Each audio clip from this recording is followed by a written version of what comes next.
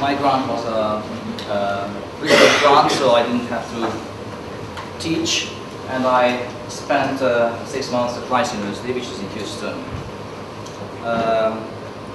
Couple of facts about Rice. Number of students is just a little over 5,000, so it's not a big university. But if you look at the student-to-faculty ratio, it's 5. I think we could be really envious. Of course, as you know, universities have mascots, so this time it's the Rice Owl. And the colors are blue and gray, and so please pay attention to the background of the slides. The blue color is not accidental. And you can see the Rice Owl there. It's a private university. The tuition fee is around $30,000.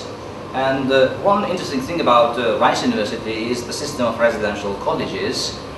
Each first-year student, freshman, is randomly assigned to one of the 9 colleges. So they have to live on campus. This is one way of, I think, creating a community on campus. And then later on they can move off campus, but a lot of students just live on campus in these colleges. This is the building that houses the Linguistics Department. I wasn't working in the department proper, I was working in a place that was called the Digital Media Center. Okay. The campus is nice, and this is a kind of typical building of the campus, the color and the style. And there are lots of trees. Now the trees are important in Texas because everybody wants to be in the shade. On the one hand, these are nice trees. On the other hand, unfortunately I can't show you such beautiful pictures as Veronica with fall-time trees because there's no fall there, so it's all summer. April was the time for the azaleas to flower, so the whole of Houston was in full bloom. And you can see there my major means of transportation. I was lucky enough because my host had bought a bicycle, very cheap, and she lent it to me, so I rode a bicycle. I would say, since I'm not used to the car and I can't drive, it was okay for 6 months. But if you want to go there for a year or so, a car is a must, I'm afraid, in Houston. It's very much car culture. But just to show you that there are other means of transportation than the car, because Americans always drove, Houston has a tram line which is called the train. So I sometimes took the train, especially when I wanted to go downtown. Again, the train, there was a train stop near the campus, and I could just hop on and ride downtown. The first time I went on this train, I had a very strange feeling because all the passengers were, right, you know, homeless people or people you wouldn't meet in the dark. So it was very interesting. But on the weekend, it was fine. It's okay. I didn't use this one. I just tried it out because I've never seen that before. It's called a Segway, and I saw a guy and asked the guy to show me how it works. Whatever. It was interesting. There's no motor in it. It just works. You know, you just put it forward and push it back. That's how it works. So I didn't use. I just popped on it, and that was all. And behind me is a new kind of pavilion at Rice University. Now this is part of the Digital Media Center where I worked. Basically, I used the computer and I searched a huge collection of texts for idiomatic expressions because that was my topic.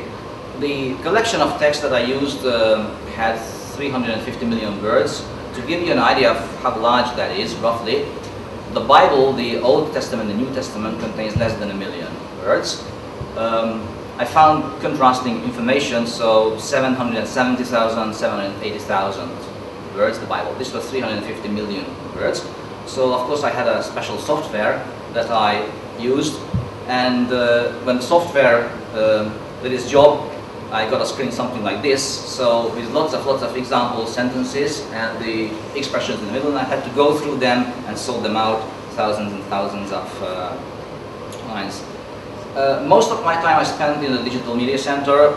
Some time I also spent in the library, and since I was teaching a course in the American Studies MA program, I also managed to collect some material for my course, which I intend to be on the relationship between metaphor and culture, metaphor and ideology.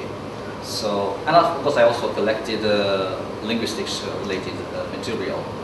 This was the house where my apartment was. Again, my host helped me find this apartment. It was essential that I find something that is close to campus.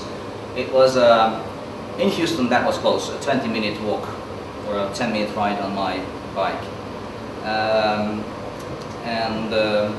I had a combined kitchen and living room with a sophisticated, up-to-date microwave that I didn't really explore. You know, I just used it for. This was my bedroom, spacious bed, so I was all right. I think you can see it's not. In addition to the strictly academic activities, research and presentation, I also wrote a brief summary of the Hungarian election process for the Office of International Students and Scholars. Since it was election time, the office at Rice University asked foreign students and foreign scholars to provide a brief summary of the election system of their own countries. And you can find that on, at this address. Obviously, when I first went there, I had to go through the registration process, and that's when I met the staff in the Office of International Students and Scholars. Now, of course, I saw various events on campus and in Houston. Some of the events on campus, one of the events was the powwow, which was organized by the the Native American Student Association, which was a kind of show and contest at the same time. It was very interesting how, you know, Native Americans are willing and eager to preserve their culture.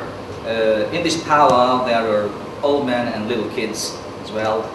Another event was the International Student Week, where Rice has a high number of international students from all over the world. A lot of South Asian students, lots of students, and you can see here the Indian students with their, I think Hana it was called, with their tattoos.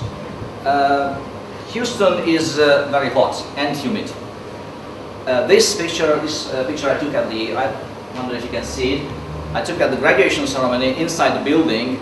The first arrow shows where free water is, and the arrow downstairs shows where the cool down room in the first aid is. There was a cool down room, just a room separately, which was a dark room, air conditioned. By the way, Houston is the most air conditioned city in the world.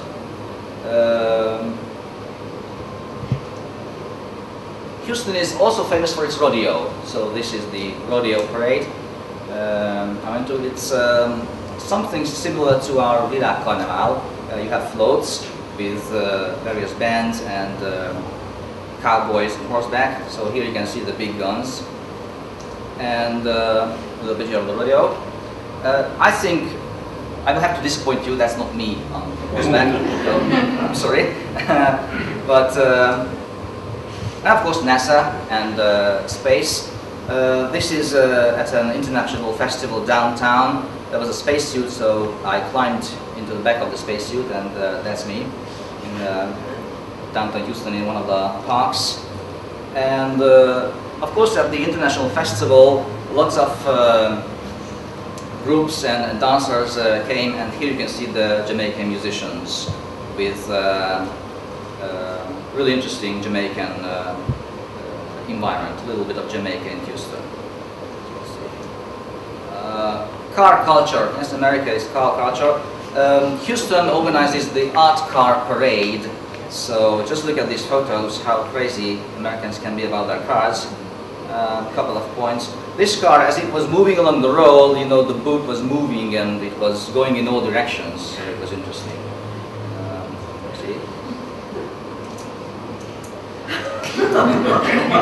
No comment.